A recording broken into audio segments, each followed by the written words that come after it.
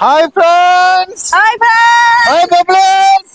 അങ്ങനെയുള്ള പുതിയൊരു വീഡിയോയിലേക്ക് നിങ്ങൾക്ക് എല്ലാവർക്കും സ്വാഗതം. ഞങ്ങളിപ്പോ നിൽക്കുന്നത് തമിഴ്നാട്ടിലെ രാമേശ്വരത്താണ്. ഇന്നലെയാണ് ഇവിടെ വന്നത്. അപ്പൊ നമ്മളിപ്പോ കാണാൻ പോകുന്നത് ഇന്ത്യയിലെ തന്നെ ഏറ്റവും വലിയ പാലം പാമ്പൻ ബ്രിഡ്ജ് ബ്രിട്ടീഷുകാരുടെ കാലത്ത് പണിത ബ്രിഡ്ജാണ്. അത് കുറച്ച് പിന്നെ ചുഴലിക്കാറ്റൊക്കെ വന്നപ്പം അത് പോയിട്ട് 45 ദിവസത്തിനുള്ളിൽ അത് റെഡിയാക്കിയെടുത്ത പാലമാണ്. ഒന്ന് കണ്ടു നോക്കിയാൽ നിങ്ങൾ കാണാണ്ട കാഴ്ച തന്നെയാണ്. അപ്പൊ നേരെ നമ്മൾ അങ്ങോട്ട് പോവാണ് കേട്ടാ. ബാക്കി അവിടുന്ന് കാണാം, റൂട്ടിൽ കാണാം.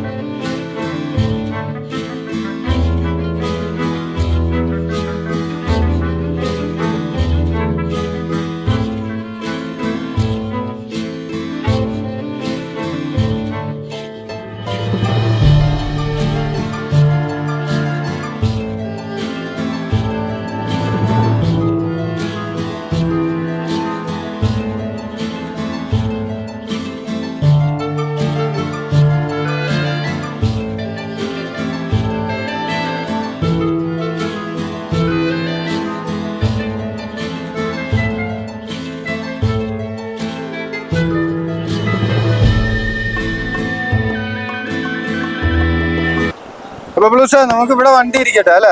വണ്ടി ഇതുപോലെ റോങ് ആണേലും എല്ലാരും സൈഡിലോട്ട് കയറ്റിയാ വെക്കുന്ന, അല്ലാതെ നമുക്ക് വീഡിയോ എടുക്കാൻ പറ്റത്തില്ല. കുറച്ച് സൈഡിലേക്ക് കയറ്റി വെച്ചേക്കുവാണ്. പക്ഷെ ഇവിടെ തിരക്കാണ് നല്ലത്. ഇപ്പൊ തൽക്കാലം അല്ലെങ്കിൽ നമുക്ക് വീഡിയോസ് ഒന്നും പിടിക്കാനൊക്കത്തില്ല. ബ്ലൂസേ ഇവിടെ മീൻ പിടിക്കുന്നു കുറെ പേര്.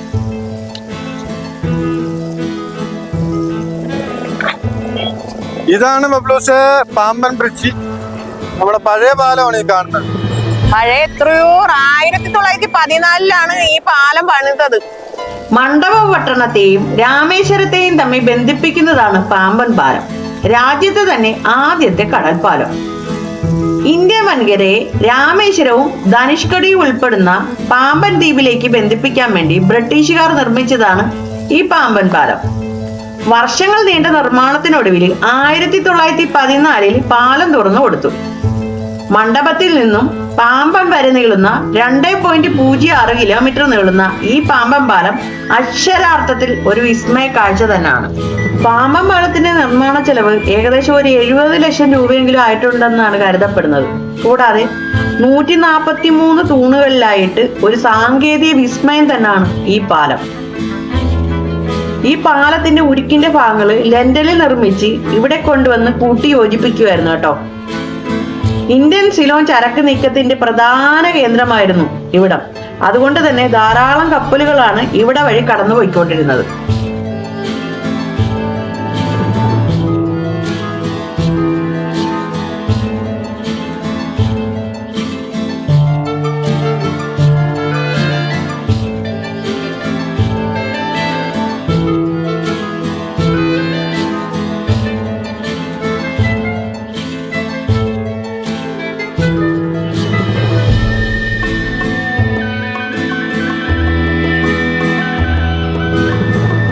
യഥാർത്ഥത്തിൽ ഇതൊരു കപ്പൽ ചലമായിരുന്നു. ഒരേ സമയം തന്നെ തീവണ്ടിയും അതേ സമയം തന്നെ കപ്പലിനും കടന്നു പോകാം. കപ്പലുകൾക്ക് പോകാനായിട്ട് പാലത്തിന്റെ നടുഭാഗം രണ്ടായിട്ട് തുറക്കും. അതായത് ഒരു വാതിൽ നമ്മൾ തുറക്കത്തില്ലേ, അതുപോലെ. ഒരു നൂറ്റാണ്ടിന് മുൻപാണ് ഈ സാങ്കേതിക വിദ്യ എന്ന് നിങ്ങൾ ഓർക്കണം. 1988 വരെ റോഡ് പാലം വരുന്നത് വരെ രാമേശ്വരത്തുകാർക്ക് ഇന്ത്യൻ വൻകരയുമായിട്ട് ബന്ധപ്പെടാനുള്ള ഏക മാർഗം ഈ പാമ്പൻ പാലം ആയിരുന്നു. ശരിക്കും പറഞ്ഞാല് ഒരു ചരിത്ര സ്മാരകം.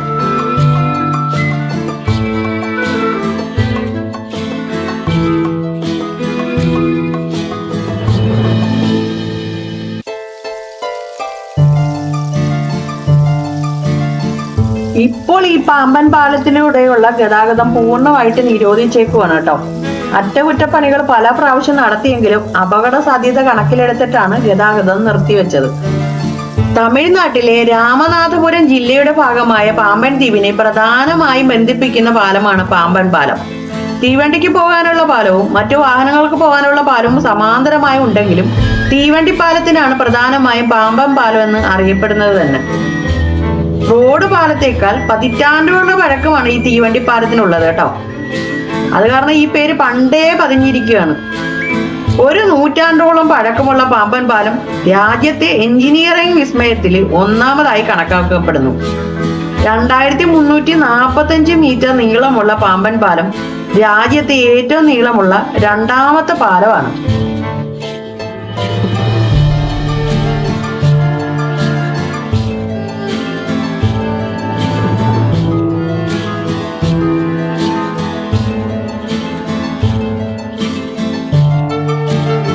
പ്രധാന കരയ്ക്കും രാമേശ്വരം ഉൾപ്പെടുന്ന പാമ്പൻ ദ്വീപിനും ഇടയിലുള്ള പാക് കടലിടുക്കിനും കുറുകെയാണ് ഈ പാലം.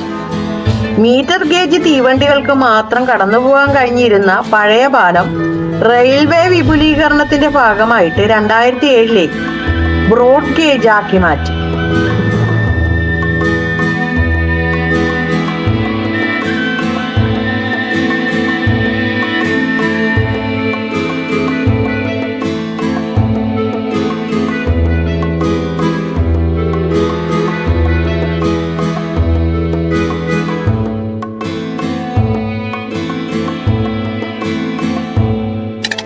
ഒരു ചെറിയൊരു ആകർഷണ ശക്തി ഉണ്ട് കേട്ടോ നമ്മളിങ്ങനെ വെക്കുമ്പോഴത്തേക്ക്.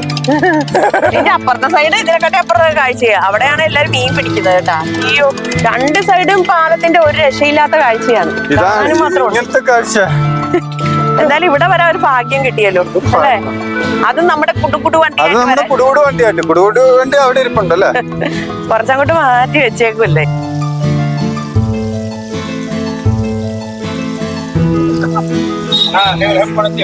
ഇവിടെ നല്ല രീതിയിൽ തിരക്കുണ്ട് കേട്ടോ.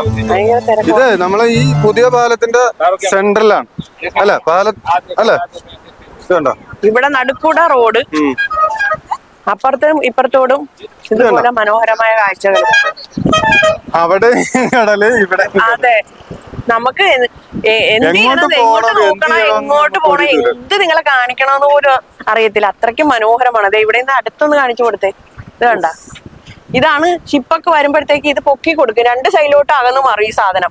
ഇതാണ് മേലോട്ട് അങ്ങ് പോകും. അന്ന് ബ്രിട്ടീഷുകാരുടെ കാലത്ത് പിന്നെ വരുമ്പോ ഷിപ്പ് ഇങ്ങനെ ചെയ്തോണ്ടിരുന്നത്. അതെ, ആ ഇരുമ്പിന്റെ വർഷം ഒന്ന് ആലോചിച്ച് നോക്കിയാൽ നമുക്ക് ചിന്തിക്കാൻ പോലും പറ്റും അല്ലെ.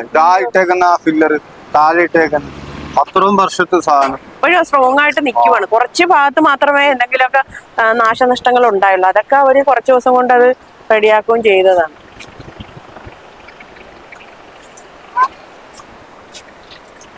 എനിക്ക് തോന്നുന്നു ഇനി ഇത് ചിലപ്പം മെയിൻ്റെനൻസ് ചെയ്യാതെ കേടായി പോകും അല്ലെ. കാരണം പുതിയ പാലം വന്നത് കാരണം ഇത് പിന്നെ ഇതൊക്കെ കാത്തു സൂക്ഷിക്കും. ഇതിപ്പം എല്ലാരും കാണാൻ തന്നെ ഇത് വരുന്നുണ്ടല്ലോ. അപ്പൊ ഇത് ആദ്യത്തെ പാലം ഇതായിരുന്നു. 2ാമത് പണിത പാലം ആ പാലമാണ്.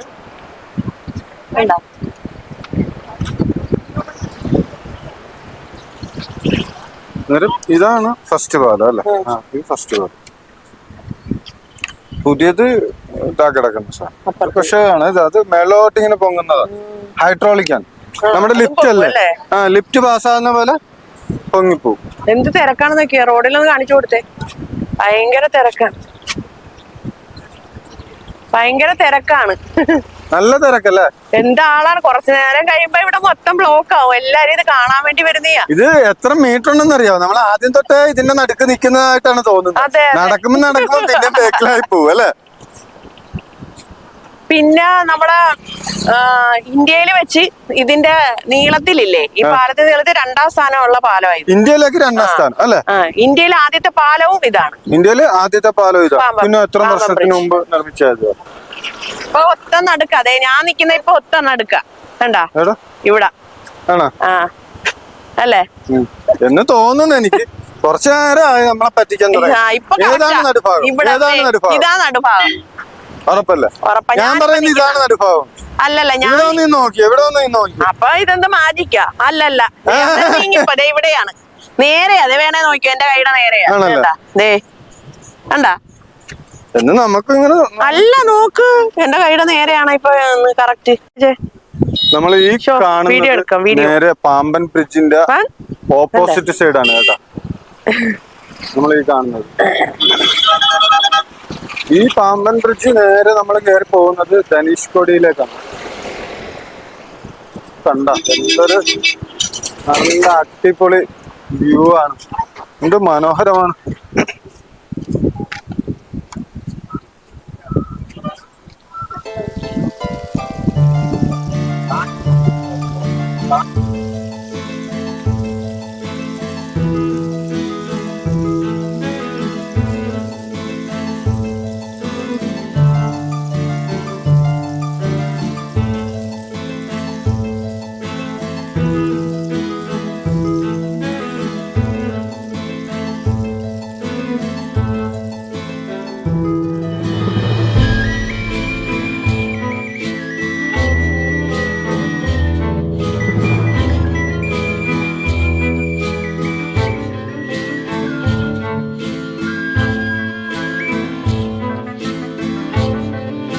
കുളിർ കാറ്റേറ്റി നീലക്കടലിന്റെ സൗന്ദര്യം ആസ്വദിച്ചുകൊണ്ട് കടലിന്റെ നടുക്കൂടെ ട്രെയിനിൽ യാത്ര ചെയ്യാൻ വേണ്ടി 2025 ഏപ്രിൽ 6-ാം തീയതി പുതിയ പാമ്പൻ പാലം രാജ്യത്തിന് വേണ്ടി സമർപ്പിച്ചേക്കുവാണ് കേട്ടോ. കൂടാതെ ഇതിന് ചെലവായ തുക 535 കോടി ആയെന്നാണ് കണക്കാക്കപ്പെടുന്നത്. ഈ പാലത്തിന്റെ വീതി എന്ന് പറയുന്നത് 2.08 കിലോമീറ്റർ. കൂടാതെ 99 തൂണുകളിലായിട്ടാണ് ഈ പാലം നിൽക്കുന്നത് തന്നെ. ഇതിലെ കൂടെ ട്രെയിനുകൾക്ക് പോകാനുള്ള പരമാവധി വേഗത എന്ന് വെച്ച് കഴിഞ്ഞാൽ മണിക്കൂറിൽ 75 കിലോമീറ്റർ ആണ്. കൂടാതെ സമുദ്രനിരപ്പിൽ നിന്നുള്ള ഉയരം 22 മീറ്ററുമാണ്. എങ്ങനെയുണ്ട്? സൂപ്പർ അല്ലേ? അപ്പം പുതിയൊരു പാമ്പൻ പാലം വന്നത് മഹാഭാഗ്യമായിട്ടാണ് കരുതുന്നത്. അപ്പൊ എല്ലാവർക്കും അടിച്ചു പൊളിക്കാം. അപ്പൊ എങ്ങനെയുണ്ട് നമ്മുടെ പാമ്പൻ ബ്രിഡ്ജ്?